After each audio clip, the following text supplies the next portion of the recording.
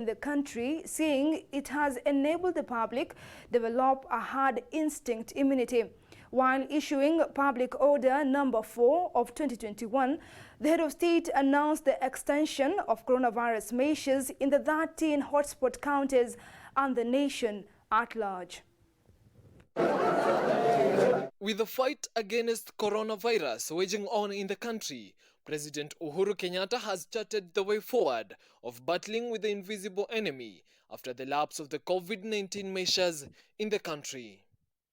According to health experts, the spike of COVID-19 cases in 13 counties of Western and Nyanza have derailed the war against COVID-19, and for that reason, the measures to combat the virus will remain in place.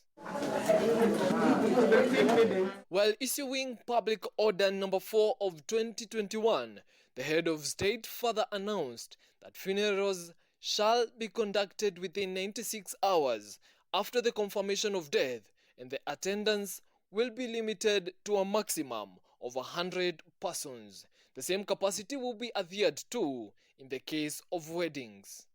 Places of worship will be limited to a third of their capacity. For those traveling into the country, they must have a PCR certificate 96 hours prior to arrival into the country. With the BBI reggae being in a limbo and the 2022 succession politics being on high gear, the head of state has muted the political noise. They elected me the moderator of the... Politicians are said to have been conducting super spreader campaign rallies without putting into consideration the health risk they expose Kenyans. This comes even as the head of state insisted that in the 1.5 years that the nation has been battling with the coronavirus, the nation has been able to develop herd instinct immunity. Adherence of COVID-19 measures will determine whether we will manage to limit the chances of a fourth wave in the country. For KUTV Primetime News, Wilson David Gitonga.